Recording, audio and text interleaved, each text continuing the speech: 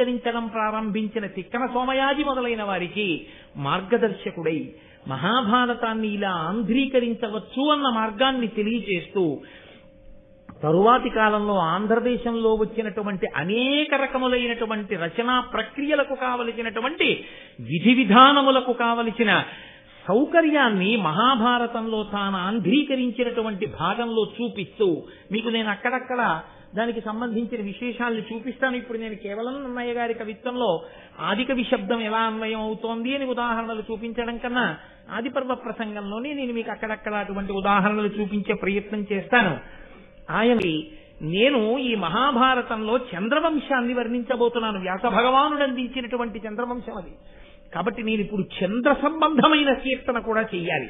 పైన శ్రీ వాణి గిరిజ వాళ్ళ ముగ్గురు ఆ ముగ్గురిని వహించినటువంటి పుంస్వరూపాల్ని కీర్తించారు.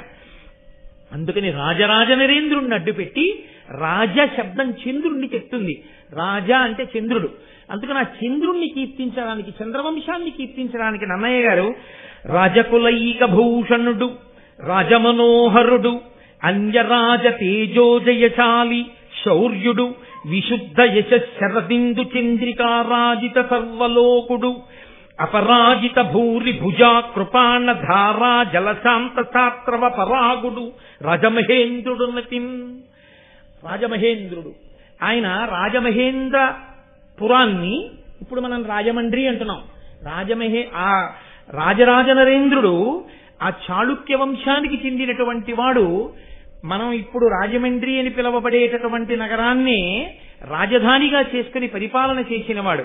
ఆయన్ని స్తోత్రం చేస్తూ రాజకులైక భూషణుడు, రాజులు అనిపించుకున్న వాళ్ళందరిలోకి కూడా గొప్పవాడిగా కీర్తింపబడినవాడు కాదు. రాజకులైక భూషణుడు అన్నది పైకి చంద్రుడికి సమన్వయం. కాబట్టి రాజమనోహరుడు, రాజులందరిలోకి కూడా చాలా మనోహరమైనటువంటి స్థితిని పొందినటువంటి వాడు. అన్య రాజ తేజో జయశాలి శౌర్యుడు, మిగిలిన రాజులందరినీ కూడా జయించినటువంటి వాడు. గొప్ప శౌర్యము కలిగిన వాడు రాజరాజ నరేంద్రుడు. విశుద్ధ యశ శరదిందు చంద్రికారాజిత సర్వలోకుడు. శరత్కాలంలో ఉండేటటువంటి చంద్రబింబాన్ని పరిణిత చంద్రుడు అని పిలుస్తారు. బాగా ప్రకాశవంతంగా ఉంటుంది వెన్నెలతోటి. అటువంటి చంద్రుడు ఎలా ఉంటాడో రాజులందరిలో రాజరాజ నరేంద్రుడు అంత గొప్పవాడు. అపరాజిత భూరి భుజా కృపాణ ధారా జలశాంత శాస్త్రవ పరాగుడు.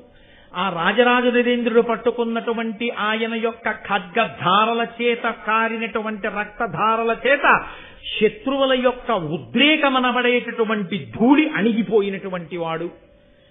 ధూళి ఎగురుతోందనుకోండి, భూమి మీద పెద్ద వర్షం పడిందనుకోండి, ఆ నీటి ధార చేత కొట్టబడి ధూళెంతా అణిగిపోతుంది.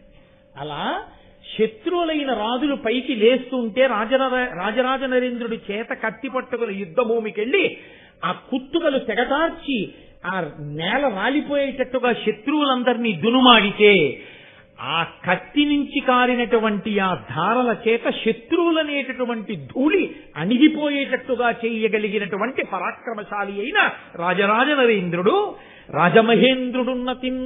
అటువంటి వాడు రాజరాజు. ఆ రాజరాజ నరేంద్రుడిని కీర్తించి విమలాదిత్యతనూజుడు విమల విచారుడు కుమార విద్యాధరుడు ఉత్తమ చాళుక్యుడు వివిధాగమ విహిత శ్రముండు తుహినకరుండరుకాంతిన్. ఆయన చూడగాని చంద్రుణ్ణి చూస్తే ఎంత సంతోషం కలుగుతుందో తన శరీర కాంతి చేత రాజరాజ నరేంద్రుణ్ణి చూసిన వాళ్ళకి కూడా అంత సంతోషం కలిగేది. ఆయన విమలాదిత్యుడికి కుందవాంబ అనబడేటటువంటి స్త్రీకి కలిగినటువంటి వాడు, జన్మించినటువంటి వాడు, చాలా పరిశుద్ధమైనటువంటి ఆచారము కలిగిన వాడు. నేను మీతో మనవి చేశాను, పరదేవతానుగ్రహము కలిగిన వాడొకడు జన్మిస్తే తప్ప అటువంటి శక్తి ఉన్నవాణ్ణి గుర్తించి అంగీకరింప చెయ్యడం కూడా సాధ్యం కాదు, అంత తేలికైన విషయమేం కాదు అని. కాబట్టి కుమార విద్యాధరుడు, ఉత్తమ చాళుక్యుడు. సుబ్రహ్మణ్యేశ్వర స్వామి వారు దేవసేనకంతటికి అధిపతి అయి రాక్షసుల్ని ఎలా దునుమాడతాడో అలా అటువంటి పరాక్రమము కలిగి శస్త్రాస్త్ర విద్యా నైపుణ్యము కలిగినటువంటి వాడైన వాడు. లేదా సుబ్రహ్మణ్యేశ్వర స్వామి వారి ఆరాధనా విధానమునందుండేటటువంటి తంత్రముల యందు నిష్ణాతుడైనటువంటి వాడు. వాళ్ళు గొప్ప శివభక్తులు ఆ చాళుక్యులందరూ. కాబట్టి వివిధాగమ విహిత శ్రముండు, అనేకమైనటువంటి ఆగములు తెలిసిన్నటువంటి వాడు. అటువంటి రాజరాజ నరేంద్రుడు ఒకానొక నాడు సభలో గొప్ప పండితుల్ని కవుల్ని అందరినీ కూర్చోపెట్టుకుని వాళ్ళతో మాట్లాడుతుండగా సంస్కృతంలో ఉన్నటువంటి భారతం గురించి ప్రస్తావన వచ్చింది. ఆయనకి భారతం వినడం అంటే చాలా ఇష్టం. అందుకని తరచూ భారతంలో ఉన్నటువంటి విశేషాలన్నీ వింటూ ఉండేవాడు. అదే కాదు, మిగిలినటువంటి రామాయణాది కావ్యములను కూడా వింటూ ఉండేవాడు. ఆయన ఆ నన్నయ్య గారిని పిలిచి నన్నయ్య గారితో ఒక మాట అన్నాడు. బహుశా నన్నయ్య గారి గురించి మనకి తెలియడానికి భారతంలో నన్నయ్య గారు ఇచ్చినటువంటి ఏకైక పద్యం అదొక్కటే. అది వినా నన్నయ్య గారి గురించి తెలుసుకోవడానికి సాధికారికమైనటువంటి సాక్ష్యములతో కూడినటువంటి ఇతర పద్యములు మీకు కనపడవు ఇందులో.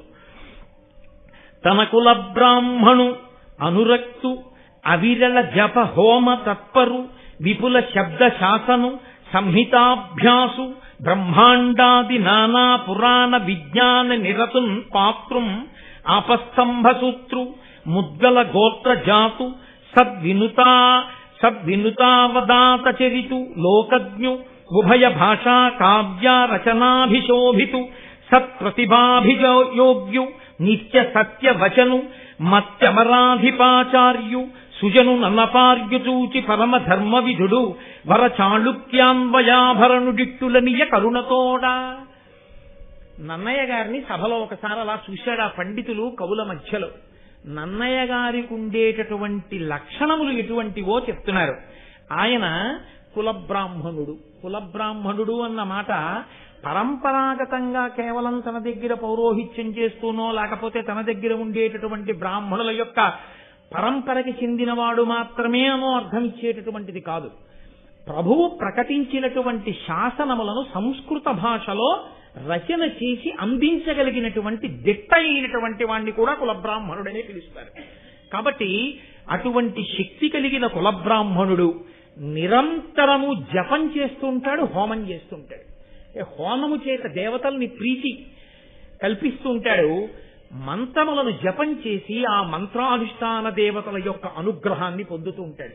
అంటే వేదమునందు మంత్రముల యందు అంత నిష్ట కలిగి అంత గొప్ప దేవతానుగ్రహాన్ని పొందినటువంటి వాడు విపుల శబ్ద శాసనుడైన.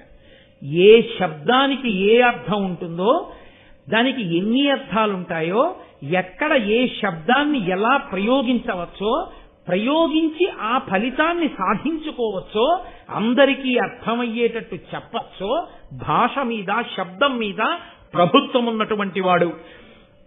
అనేకమైనటువంటి పురాణములు, 18 పురాణములను సమగ్రముగా చదువుకున్నవాడు, ఆపస్తంభ సూత్రముల యందు పుట్టినటువంటి వాడు, ముద్దల గోత్రమునందు జన్మించినటువంటి వాడు, పెద్దల చేత గౌరవింపబడినవాడు, లోకజ్ఞానము కలిగినటువంటి వాడు, సంస్కృతాంధ్ర భాషల యందు మహాపండితుడు, గొప్ప విద్వత్తు కలిగినటువంటి వారందరి చేత కీర్తింపబడినవాడు. ఇన్ని ఉండి కూడా పరమ వినయంతో విధేయతతో భగవద్భక్తితో నోరు విప్పితే ఎన్నడూ అసత్యము పలకక సత్యమును మాత్రమే పలికేటటువంటి వ్రతమున్నవాడు. దేవతలకి ఆచార్యుడైనటువంటి బృహస్పతి ఎటువంటి వాడో ఈ లోకంలో రాజరాజ నరేంద్రుడి దగ్గర ఉన్నటువంటి భూలోకంలో బుద్ధికి బృహస్పతి వంటి వాడు. అటువంటి నన్నయాచార్యుని చూసి పిలిచాడాయన. పిలిచి ఒక నమస్కారం చేసి, మహానుభావ నన్నయ, నీ వంటి ప్రాజ్ఞుడు జన్మించాడయా, నీ యొక్క గొప్పతనాన్ని మేము వినియోగించుకోవాలి. అటువంటి ప్రభువులు ఉన్ననాడు కదా జాతికి అందేది ఇటువంటివి. అటువంటి శక్తి ఉన్నవారు ఉన్నా వారిని గుర్తించి వారి నుండి రాబట్టగలిగిన సమర్థత ప్రభువులకి లేకపోతే సాలగ్రామాలు కూడా రాళ్లల్లోనే ఉండిపోతాయి. ఆ సాలగ్రామాల్ని నువ్వు వేరు చేసేది ఎప్పుడు, పూజ చేసేది ఎప్పుడు, వాటి అనుగ్రహాన్ని నువ్వు పొందగలిగేది ఎప్పుడు. కాబట్టి ఆ రాజు పిలిచి అన్నాడు, మహానుభావ, నాకు ఇష్టమైనవేవో నీకు తెలుసు. నీవు నాకు కులబ్రాహ్మణుడవు కాబట్టి ఇవాళ నేను కొత్తగా చెప్తున్నానని నువ్వు నమ్మవలసిన పని లేదు. నాకు ఇష్టమైనవి ఈ లోకంలో 5 ఉన్నాయి. ఆ 5 నాకు ఇష్టమైనవి అని ఇవాళ నేను చెప్తే నిజమేనా ఈయన చెప్పేది నువ్వు శంకించవలసిన అవసరం లేదు, నీకు బాగా తెలుసు నా నడవడి ఎంతను. ఇవి ఏనున్ సతతంబునా ఎడగరం విష్టంబులయ్యుండు బాయవు భూదేవకులాభితర్పణమిహీయ ప్రీతియున్ భారత శ్రవణాసక్తియు పార్వతీపతి పదాబ్జధ్యాన పూజా మహోత్సవమున్ సంతత దానశీలతయు శశ్వత్సాధు సంగత్యమున్. ఎప్పుడైనా తాత అయిపోయిన తర్వాత అయినా కనీసం తాతగారండి మీకేంటండి తాతగారండి ఇష్టం అని అడిగితే ఈ 5 మళ్ళీ కాపీ కొట్టి చెప్పపోయినా మా తాతగారు ఇలా చెప్పేవారు అని గుర్తుంచుకోవడానికి వీలుగా మనవలకి ఒక్కటి చెప్పుకోగలిగిన బతకగలిగితే మనిషి వాడు ధన్యుడు. తప్ప ఇన్నేళ్ళు వచ్చినా ఎన్ని తరాలు చూసినా తాతగారు మీకు ఏమి ఇష్టం అండి అని అడిగినప్పుడల్లా తాతగారు నాకు వంకాయ అల్లం పెట్టిన కూర ఇష్టం రా అన్నవాడు పుట్టలోని చెదలు పుట్టవా గిట్టవా దేని కొరకు? రాజరాజ నరేంద్రుడు చెప్పుకుంటున్నాడు నాకు 5 ఇష్టం. మీకు తెలుసు నన్నయాచార్య, ఇవి ఏను సతతంబునా ఎడగరం బిష్టంబులయ్యుండు.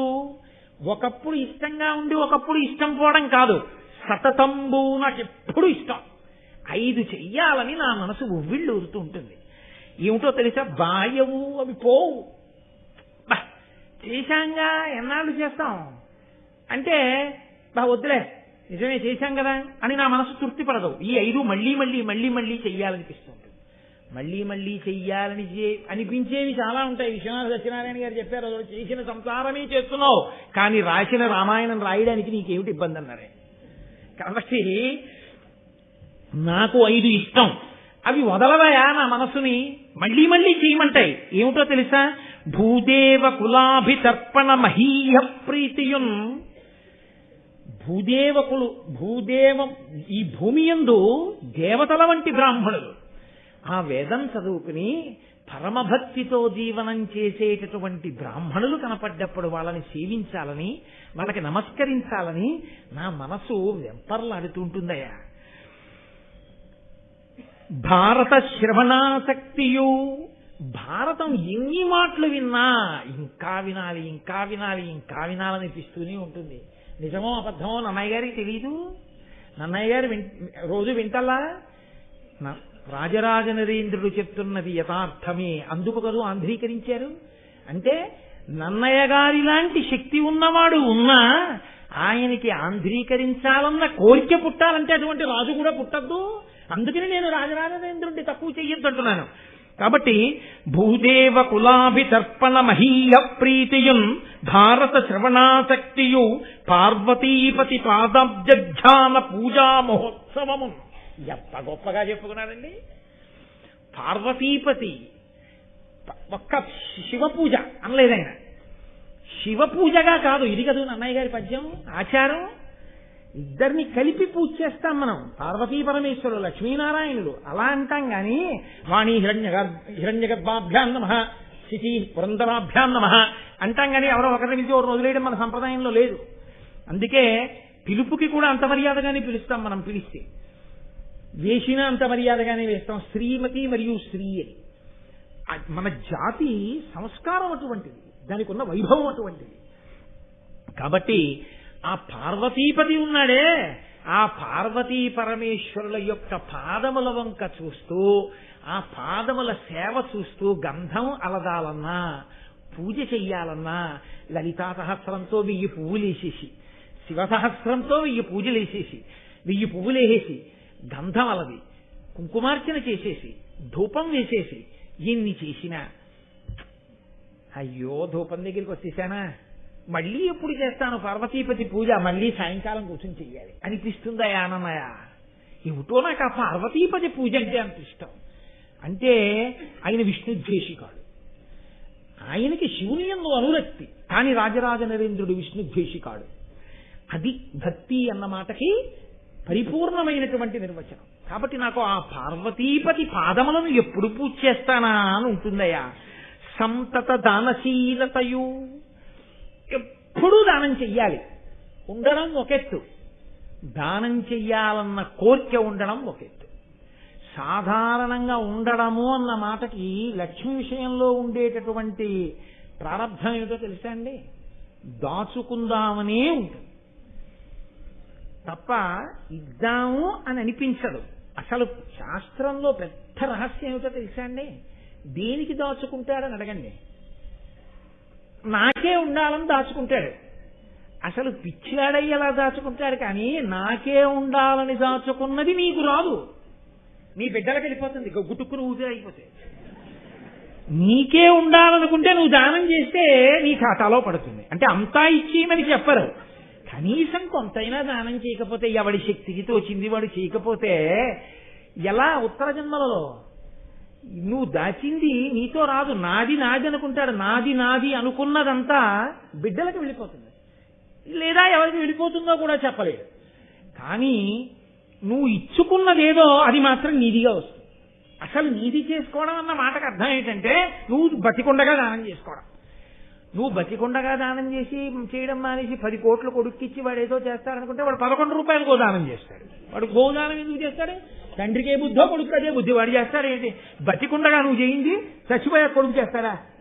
అందుకే దానం చేసేటప్పుడు కొడుకుని దగ్గర పెట్టుకోమన్నారు, పెద్దల శుశ్రూష చేసేటప్పుడు తల్లి కూతుర్ని దగ్గర పెట్టుకోమన్నారు.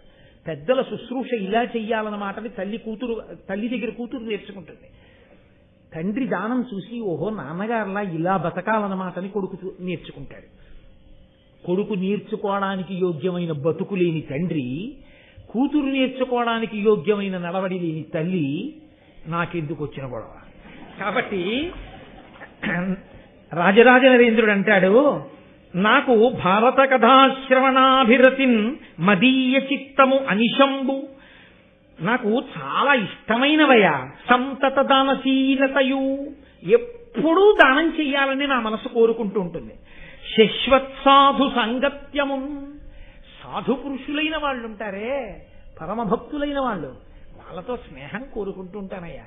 వాళ్ళకి దగ్గరగా ఉండాలని, వాళ్ళు నన్ను స్మరిస్తూ ఉండాలని, వాళ్ళతో నేను చనువుగా ఉండగలగాలని, వాళ్ళ పక్కన తిరగగలిగినటువంటి ఆ చొరవ స్వాతంత్ర్యం నాకు నిలబడాలని కోరుకుంటాను. ఎందుకు కోరుకోవడం? దాని ఎందు వేరొక ప్రయోజనాన్ని కోరి కాదు. ఆయన ఆ సత్పురుషుడు అంకుశం లాంటివాడు, మనము ఏనుగు తొండం లాంటి వాళ్ళం. ఏనుగు తొండం ఎప్పుడూ ఆగదు, ఇలా నడిచి వెడుతూ ఎత్తి ఆ పూల కొమ్మ లాగుతుంది. ఇలా వెడుతూ నేను ఒకసారి శృంగేరిలో చూశాను, ముందు వెళ్ళిపోతున్న ఆవిడ కొప్పులో పూలు లాగింది ఏనుగు. ఏదో పని దానికి, ఆ తొండం ఉత్తినే ఉండదు. మామట ఏం చేస్తాడంటే పక్కనే ఆ అంకుశం పట్టుకుని ఆ తొండం మీద ఇలా అంటాడు, అంతే మళ్ళీ కిందికి దింపేస్తుంది. మళ్ళీ కాసేపు ఆగి మళ్ళీ ఎత్తుతుంది, మళ్ళీ ఏదో పీకుతుంది, మళ్ళీ ఇలా అంటాడు, మళ్ళీ దింపుతుంది. సత్పురుషుడితోటి సాంగత్యం ఎటువంటిదో తెలుసా అండి? రామకృష్ణ పరమహంస చెప్పిన మాట, అంకుశం ఉన్న మావటిని పక్కన పెట్టుకోవడం లాంటిది. ఆయనతో కలిసి ఉన్నారనుకోండి, ఆయన జీవన విధానం ఎటువంటిదో మీకు తెలిసి ఉంటుంది. తెలిసి ఉండి ప్రయోజనం ఏమి ఉండదు. ఆయన ఎలా జీవించాలనుకుంటున్నారో దానికి తగినట్టు మీరు జీవించగలగాలి. ఆ జీవితాన్ని మీరు పుణికి పుచ్చుకోగలగాలి తప్ప ఆయనతో కలిసి ఉండి ఆయనకి ప్రతిబంధకంగా మీరు నిలబడితే అది మళ్ళీ కాళ్ళలో కర్రెట్టడం అవుతుంది. ఉపయోగమే ఉంటుంది. పక్కన ఉన్న వాళ్ళందరూ శిష్యులు మీరు అనుకుంటున్నారా? ఒక్కనాటికి కాదు. ఎక్కడో ఉన్నా ఆదర్శంగా తీసుకుని ఆ ప్రేరణ పొంది జీవించిన వాడు ఉంటాడు, ఆ స్ఫూర్తి పొందినవాడు, వాడు మహానుభావుడు. నేను ఏదో గొప్పకి చెప్పాను అనుకోకండి. మీకు నేను ఒక విషయం చెప్తే నేను ఆశ్చర్యపోయాను. ఆదివారం నాడు నాకు అమెరికా నుంచి ఇతర దేశాల నుంచి 1 గంట ఫోన్లు మాట్లాడుతూ ఉంటాను. ఏదో వాళ్ళకి అలా పాపం 1 గంట కేటాయించాను, వాళ్ళు మా సంతోషపడతాను. అందులో నాకు అమెరికా నుంచి ఒక ఆయన ఫోన్ చేస్తుంటాడు. ఆయన ఎప్పుడో నేను చెప్పిన శివానంద లహరి విన్నాడు. నీ చెప్పినా అంటే నా గొప్ప అని నేను చెప్పట్లేదు, ప్రేరణ, ఎక్కడో ఒక ప్రేరణ, అది నా అదృష్టం, నేను ప్రేరణ కావడం అంతే. ఆయన ఎంత గొప్ప శివభక్తి తత్పరుడయ్యాడంటే మనం ఇన్ని ఉన్న ఇక్కడుండి నేర్చుకోలేకపోతే అమెరికాలో ఉన్న ఆయన వారాంతపు సెలవుల్లో కొన్ని 100 కిలోమీటర్ల దూరంలో ఉన్న వ్యక్తుల దగ్గరికి వెళ్ళి వాళ్ళ దగ్గర నువ్వు అబ్బాయి గుండు చేయించుకుని పిలక పెట్టుకుని పంచ కట్టుకుని కూర్చుంటే నీకు నేర్పుతాం రుద్రం, లేకపోతే నీకు నేర్పమంటే అలాగే కూర్చుని 10 మంది నవ్వినా కూడా ఉద్యోగం చేసేటప్పుడు సిగ్గుపడకుండా నేను రుద్రం నేర్చుకోవలసిందే అని వారాంతపు సెలవుల్లో వెళ్లి రుద్రం నేర్చుకుని ఆయన నాకు ఫోన్లో ఆ రుద్రం వినిపిస్తుంటాడు. గురువుగారు ఇక్కడ వరకు నేర్చుకున్నానండి ఇవాళ. నాకు మొన్నటి వారం ఫోన్ చేసి చెప్పాడు, ఈ మహాశివరాత్రికి పుస్తకం లేకుండా రుద్రంతో అభిషేకం చెయ్యాలనుకున్నాను, గురువుగారు నేర్చేసుకున్నాను. కాబట్టి ఇప్పుడు నేను రుద్రం నేర్చుకున్నాను కాబట్టి సంతోషంగా కాకినాడ వస్తున్నాను. మహాభారత ప్రవచనాలు అవుతున్నాయి కదా, శివరాత్రి వెళ్ళిపోయిన తర్వాత అమెరికాలో బయలుదేరి వస్తాను, వచ్చి మీ దర్శనం చేసుకుంటానండి అన్నాడు. నేనెందుకు పొంగిపోయానో తెలుసా అండి, అతన్ని నే చూడలేదు, నన్ను అతను చూసాడేమో నాకు తెలియదు, ఏవో ఈ క్యాసెట్లు ఉంటాయి కాబట్టి. అసలు అంత స్ఫూర్తి పొందిన వ్యక్తిని నేను చూడాలి అని ఈ మహాభారత ప్రవచనాలు పూర్తయ్యే లోపల అతను వస్తున్నాడు అమెరికా నుంచి. ఇదే వేదిక మీద అతనితో రుద్రం చదివించి మీకు వినిపిస్తాను. నేను ఎందుకంటున్నాను ఈ మాట అంటే, ఆ ప్రేరణ, ఆ స్ఫూర్తి ఎక్కడో ఎవరి వలనో ఎవరికో తగులుతుంది. ఆ ప్రేరణని నిలబెట్టుకోగలిగిన వాడు ఉంటాడే, వాడు సత్పురుష సహవాసముగా మార్చుకున్నవాడు తప్ప అది ఆ ప్రయోజనాన్ని అలా సిద్ధింప చేసుకోనప్పుడు మీరు ఎన్నాళ్ళు ఎవరి పక్కన ఉండే ప్రయోజనం నాకు చెప్పండి. ఏమైనా ఉంటుందా దానివల్ల ప్రయోజనం? ఏమీ ఉండదు. కాబట్టి ఆయన అంటాడు, శశ్వత్సాధు సాంగత్యమున్, నాకు నిరంతరము సాధు పురుషులతో కలిసి ఉండడం అన్నది ఇష్టమయ్యా, నాకు ఈ 5 ఇష్టం. కాబట్టి నన్నయ్య నేను ఒక్క కోరిక కోరుకుంటున్నాను, నువ్వు మహాపురుషుడివి, ఉభయ భాషా ప్రవీణుడివి, నిరంతర హోమ మంత్ర జప తత్పరుడవు, నా కొరకు నువ్వు ఒక్క ఉపకారం చేయాలయా, భారతాన్ని ఆంధ్రీకరించాలి. ఏమయ్యా మిగిలిన వాటిని ఆంధ్రీకరించమని అడగకుండా భారతాన్ని అడుగుతున్నావే అంటావేమో. అమల సువర్ణ శృంగ ఖురమై కపిలంబకు ఘోషతంబు, ఉత్తమ బహువేద విప్రులకు దానము చేసిన తత్ఫలంబు, తజ్జమ సమకూరు భారత కథాశ్రవణాభిరతిన్ మదీయ చిత్తము అనిశంబు, భారత కథాశ్రవణ ప్రవణంబ కావునన్. అసలు ఒక్క గోవుని దానం చేస్తేనే, వేదమంత్రాల్లో ఒక విచిత్రమైనటువంటి మాట ఉంది, మీరు ఒక గోవుని దానం చేస్తే 100 గోవుల్ని దానం చేసినట్టు లెక్కలో వేసుకుంటారు. అందుకే గోదానం పుచ్చుకున్న వాళ్ళు ప్రత్యేకంగా పక్కకెళ్ళి జపం చేసుకుంటారు. ఎందుకంటే వాళ్ళకి 100 గోవులు దానం పట్టిన ఫలితం వాళ్ళ ఖాతాలో పడకుండా ఉండడం కోసం. అప్పుడు వాళ్ళకు ఒక్క గోవు దానం పుచ్చుకున్నటువంటి ఫలితం వాళ్ళకి వేస్తారు ఆ మంత్రజపం చేస్తే. ఇచ్చిన వాడికి మాత్రం 100 గోవులు ఇచ్చినట్టే వేసేస్తారు. గోవులన్నీ ఒకెత్తైతే మహాభారతంలోనే అనుశాసనిక పర్వంలో ఉంది, పరమేశ్వరుడు మళ్ళీ గోవులలో కొన్ని గోవులకి ఉత్కృష్ట స్థితిని ఇచ్చాడు. ఆయన తన 3వ కంటిలో నుండి తేజస్సు కొంత తీసి కొన్ని గోవుల యందు ప్రవేశపెట్టాడు. ఆ గోవులు గోరోజన వర్ణాన్ని పొందాయంటే పూర్తి ఎర్రటి ఎరుపు కాదు, కొద్ది ఎరుపు రంగును పొందుతాయి. వాటిని కపిల గోవులు అంటారు. ఒక్క కపిల గోవుని దానం చేసినా, ఒక్క కపిల గోవుకి సేవ చేసినా, ఒక్క కపిల గోవుకు ఒక అరటి పండు పెట్టినా చాలా సంతోషం. కానీ మన ప్రారంధం ఏమిటంటే, తనంత తానుగా కపిల గోవు సాధు గోవు వచ్చి దేవాలయాల ముందు నిలబడితే కర్ర పట్టుకుని అదే పనిగా కొడుతుంటారు కొన్ని చోట్ల. ఎంత ఆశ్చర్యంగా ఉంటుందో, ఏమిరా ఈ ప్రారంధం అనిపిస్తుంది. కాబట్టి రాజరాజ నరేంద్రుడు అంటున్నాడు, అమల సువర్ణ శృంగ ఖురమై కపిలంబ గుఘోషతంబు. ఇక్కడ అసలు గోవుయే దొరకడం కష్టం, సరి అయిన గోవు దొరకాలి. కాదు కపిల గోవు దొరకాలి. అది ఎటువంటి కపిల గోవు అయి ఉండాలి? గొప్ప పొదుగుండి ఇలా శిరములను ముట్టుకుంటే పాలు విడిచిపెట్టాలి. అది విపరీతంగా పోట్లు పొడిచేటటువంటి ఆవై ఉండకూడదు. చక్కటి ధేను ఉండాలి, చూడముచ్చటగా ఉండాలి, సాధుగోవై ఉండాలి. ఇప్పుడు ఆ ఆవు పాలు పిండుకున్నవాడు ఆవు పాలు కాచి తోడు పెట్టుకుని పెరుగు తినేటటువంటి వాడై ఉండకూడదు. పరమ సంతోషంతో ఆవు పాలు చేత పట్టుకుని నమస్తే అస్తు భగవన్ విశ్వేశ్వరాయ మహాదేవాయ త్రయంబకాయ త్రిపురాంతకాయ త్రికాగ్నికాలాయ అంటూ పరమేశ్వరుడికి అభిషేకం చేసుకుని రమించిపోయేటటువంటి వేదాంగములను చదువుకున్నటువంటి బ్రాహ్మణుడు దొరకాలి. అటువంటి బ్రాహ్మణుడు ఎందుకు దానం పుచ్చుకుంటాడు? ఆయన నా ఇంట అభిషేకం చేసుకోవడానికి ఒక గోవు ఉంటే బాగుండు, నేను రోజు ప్రదక్షిణం చేయడానికి గోవు దొరికితే బాగుండని ఈ గోవు దానం పుచ్చుకుంటానని పరమ ప్రీతితో వచ్చి దానం పుచ్చుకునేటటువంటి యోగ్యమైన వేదాంగములు జరిగిన బ్రాహ్మణుడు దొరకాలి. అప్పుడు దానం చేయాలి. దేశము కాలము నీ దగ్గర పుచ్చుకునేవాడు ఇవ్వడానికి గోవు ఇన్ని కలిసి రావాలి. కానీ అమల సువర్ణ శృంగ ఖురమై ఒకవేళ అటువంటి గోవు దొరికినా గోవుని దానం చేయగలవేమో, ఆ బ్రాహ్మణుడు ఈలోగా ఇంకొకళ్ళ దగ్గర గోవు చేసుకున్నాడు అనుకోండి, చాలండి నాకెందుకండి ఇన్ని ఆవులు, నేను పెంచుకోలేను, నాకు ఒక గోవు చాలా మహాప్రభావం, ఇంకా నాకు అక్కర్లేదంటే. నువ్వు ఇంకా తరించాలి అనుకుంటే ఆ ఆవు కొమ్ములు ఎంత పరిమాణంలో ఉంటాయో వాటికి తగిన శుద్ధమైన బంగారంతో ఆ గోవు కొమ్ములకు బంగారంతో, అది శుద్ధ బంగారం, ఇంకా ఏదీ కలవకూడదు, శుద్ధమైన బంగారంతో ఆ కొమ్ములకు అలంకారములను చేయించాలి. వాటి డెక్కలకి బంగారపు తొడుగులు చేయించాలి. గిట్టలకి, ఆ కొమ్ములకి గిట్టలకి బంగారపు తొడుగులు చేయించి కపిలగోవుని జేనువుతో తెచ్చి వేదాంగములు చదువుకున్న బ్రాహ్మణుడికి దానం చేస్తే ఫలితం చెప్పడం నా వల్ల కాదు. రాజరాజ నరేంద్రుడు అంటున్నాడు, అమల సువర్ణ శృంగ ఖురమై కపిలంబ గుఘోషతంబు ఉత్తమ బహువేద విప్రులకు దానము చేసిన తత్ఫలంబు.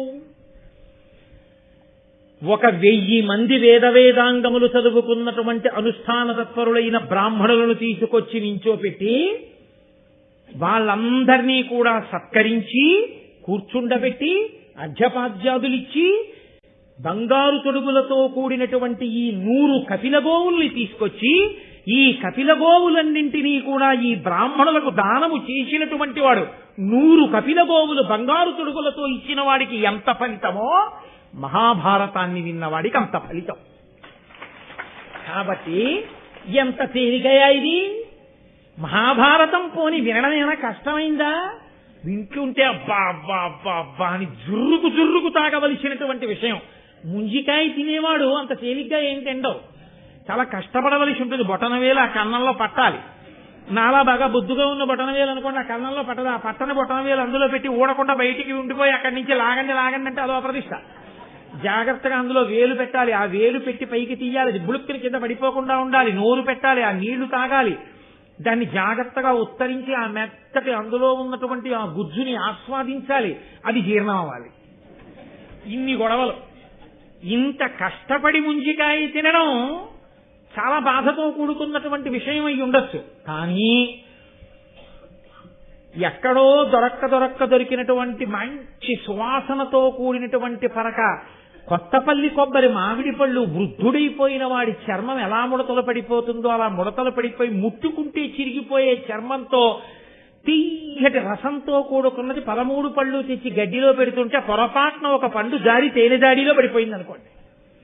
ఇన్ని మాటలు లెక్కెట్టినా 12 ఉన్నాయి. నాకు ఇచ్చినవాడు 13వది ఇవ్వలేదని బాధపడ్డాడు. 12 పళ్ళు తినేశాడు. వారం రోజులు అయిపోయిన తర్వాత పరమేశ్వరుడికి అభిషేకం చేద్దామని, శివరాత్రి కదా ఎక్కువ తేనె చేద్దామని జాడీ వంపి తేనె పాత్రలో పోస్తున్నాడు. అసలే కొత్తపల్లి కొబ్బరి బాగా ముగ్గిపోయింది, ముడతలు పడిపోయింది, సువాసన పరమ తీపి, తేనె జాడీలో పడిపోయింది, వారం రోజులు ఉండిపోయింది. తీసి చేత పుచ్చుకుని ఇలా అన్నాడు అనుకోండి, ఇంత రసం నోట్లో కారిపోయింది అనుకోండి, ఏం కష్టపడాలా తినడానికి తాగడానికి?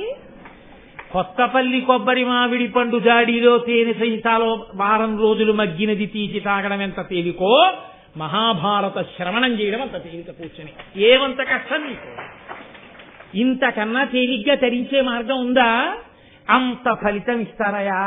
అటువంటి మహాభారతం సంస్కృతంలో ఉంది, కానీ ఆంధ్ర భారతం లేదు. కాబట్టి నేను అది వినాలనుకుంటున్నాను. కాబట్టి ఇంత ఫలితాన్ని ఇచ్చేటటువంటి మహాభారతాన్ని మహానుభావ ఆంధ్రీకరించవలసింది అన్నారు. అంటే నన్నయ్య గారు అంగీకరించిన ఘట్టాన్ని చెప్పి ఇవాళ ఉపన్యాసాన్ని పూర్తి చేస్తాను. మీరు ఇలా చెప్తూ వెళ్ళిపోతాడేమో శివరాత్రి వరకు అని మీరు కంగారు పడుకోవాలి. కాబట్టి నన్నయ్య గారు అంటారు, అమలిన తారకా సముదయంబుల నిన్నను సర్వ వేద శాస్త్రముల అశేష సారము ముదంబుల పొందను బుద్ధివాహు విక్రమమున దుర్గమార్ధ జల గౌరవ భారత భారతీ సముద్రము తరియంగా ఈతను విధాతృనకై నన్ను నెరబోలునే.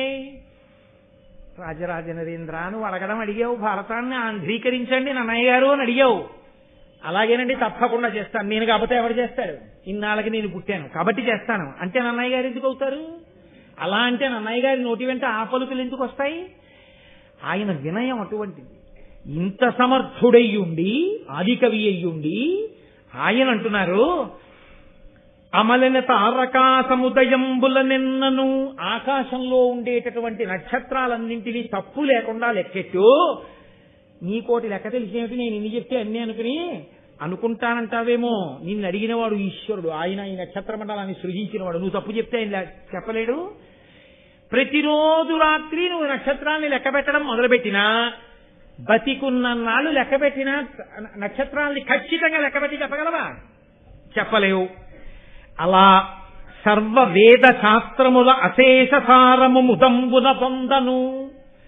వేదముల యొక్క శాస్త్రముల యొక్క సమస్త సారాన్ని నేను పొందేస్తానంటే సాధ్యం అవుతుందా? తేలిగ్గా సంతోషంగా ఇలా కూర్చుంటే నాకు వచ్చేయాలండి అంటే వచ్చేస్తాయా? అలా కుదరనట్టు బుద్ధిబాహు విక్రమమున దుర్గమార్ధజల గౌరవ భారతీ సముద్రము దర్యంగ ఈదను. బుద్ధిబలం అనేటటువంటి చేతులతోటి మహాసముద్రమైనటువంటి భారతాన్ని ఈదుతానంటే కుదురుతుందా?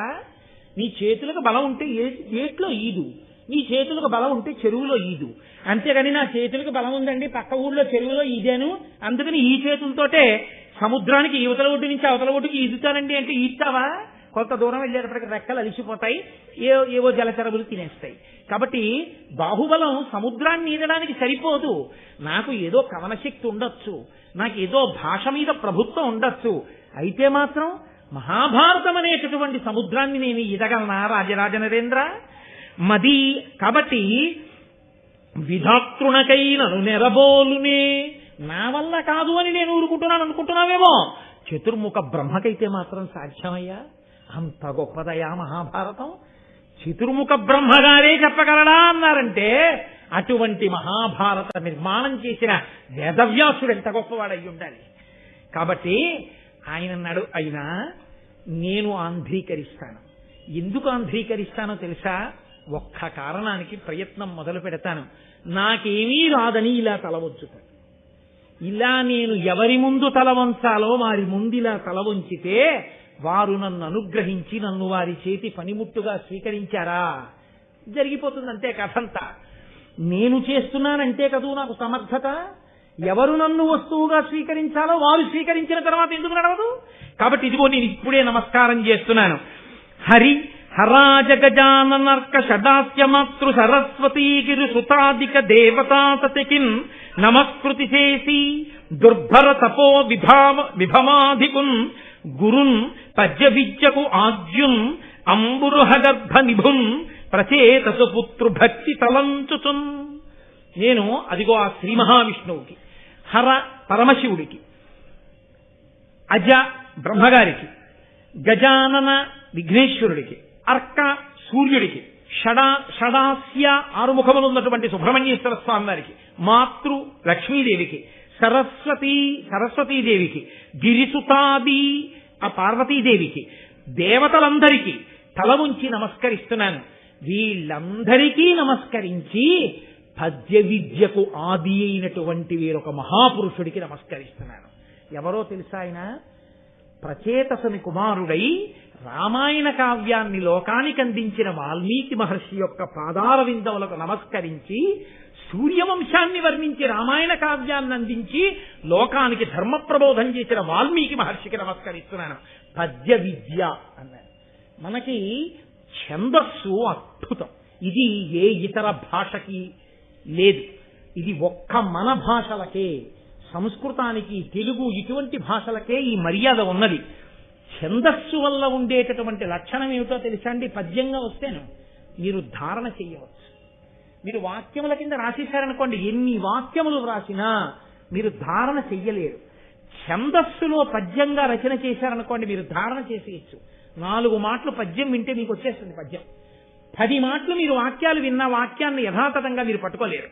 అటువంటి పద్య విద్యకు ఆది అయినటువంటి వాడు లోకములకు ఛందస్సును ఉపయోగించి ధర్మాన్ని జ్ఞాపకం పెట్టుకుని అనుష్ఠించడానికి వీలుగా రామకథని అందించినటువంటి మహాపురుషుడైన వాల్మీకి మహర్షి పాదార విందములకు నేను నమస్కారం చేస్తున్నాను. భారతీ శుభగభక్తి చయంబుల చేసి ఘోర సంసార వికార సంతమసజాల విజృంభము బాసి సూరిచేతో రుచిరాబ్జ బోధనరతుండకు దివ్యు పరాశరత్వజంభోరుహమిత్రు కొల్చి మునుపూజితు భూరి యశో విరాజితున్. అదిగో భారతమనబడేటటువంటి ఆ గ్రంథములోని కిరణములనబడేటటువంటి ఆ జ్ఞాన కిరణముల చేత అంధకారం అనేటటువంటి చీకటిని పోగొట్టగలిగినటువంటి సూర్య సమానుడైన వేదవ్యాసుడున్నాడే, పండితులైనటువంటి వారి హృదయములన్నీ కూడా ఎవరి గురించి వినగానే ఇలా విప్పారుతాయో, ఎవరు సంతోషిస్తారో, ఏ మహానుభావుడు పరాశరునికి పుత్రుడిగా జన్మించాడో, ఏ మహానుభావుడు సంసారం అనేటటువంటి చీకటిని తొలగక్రోయగలడో, ఎవడు అజ్ఞానమును నశింపచేసి జ్ఞానమును ఇయ్యగలడో, ఎవడు ధర్మమును ప్రబోధము చెయ్యగలడో, ఎవడు వేద విభాగం చేశాడో, ఎవడు అష్టాదశ పురాణములను ఇచ్చాడో, ఎవడు పంచమ వేదం అనేటటువంటి మహాభారతాన్ని లోకానికి అందించాడో, ఎవడి పాదములకు నమస్కరించినంత మాత్రం చేత ఏ విధమైన సంశయములు లేకుండా సమస్తము కరతలామలకమవుతుందో, ఎవరి పేరు చెప్పగానే గొప్ప పండితులైనటువంటి వారి హృదయములు పులకరించలు కలిగి విప్పారుతాయో, అటువంటి వేదవ్యాస భగవానుడి యొక్క పాదార విందములకు నమస్కరించి మహాభారతాన్ని ఆంధ్రీకరించడం ప్రారంభం చేస్తాను. రాజరాజ నరేంద్ర, నీ కోరిక తప్పకుండా నెరవేరుతుంది, ప్రారంభం చేస్తానని నన్నయ్య గారు రాజరాజ నరేంద్రుడికి మాట ఇచ్చి భారతాన్ని ఆంధ్రీకరించడం ప్రారంభం చేసినటువంటి ఘట్టం దగ్గర ఇవాల్టి ప్రారంభోపన్యాసాన్ని పూర్తి చేస్తూ, రేపు మొట్టమొదటి ఘట్టం, అత్యద్భుతమైనటువంటి ఘట్టం, అది వ్యాసుడికే చెల్లు, ఆంధ్రీకరించడం నన్నయ్య గారికే చెల్లు. ఎన్ని ధర్మాలు ప్రతిపాదన చేస్తారో, ఎన్ని గహనమైన రహస్యములు దాచారో ఆ విషయాల్ని రేపటి రోజున ప్రస్తావన చేస్తాను. రేపు సాయంకాలం సభా ప్రారంభ సంబంధమైన ఇతర విషయములు ఉండవు కాబట్టి 6:30 ఖచ్చితంగా ప్రారంభం చేసేద్దాం. మంగళాశాసన పరైహిమదాచార్య పురోగమై సర్వైశ్చ పూర్వైరాచార్యై సత్కృతాయాస్తు మంగళం. మంగళం కోసలేంద్రాయ మహనీయ గుణాత్మనే చక్రవర్తి తనూజాయ సర్వభౌమాయ మంగళం. ఉమాకాంతాయ కాంతాయ కామితార్థప్రదాజినే శ్రీగిరీశాయ దేవాయ మలినాథాయ మంగళం. కరచరణకృతం వా కర్మవాక్కాయజం వా శ్రవణమైనజం వా మనసం వాపరాధం విహితం వా సర్వమేత్తక్షమస్మా శివ శివ కరుణాబ్ధే శ్రీ మహాదేవ శంభో. సర్వం శ్రీ ఉమామహేశ్వర పరబ్రహ్మార్పణమస్తు. స్వస్తి.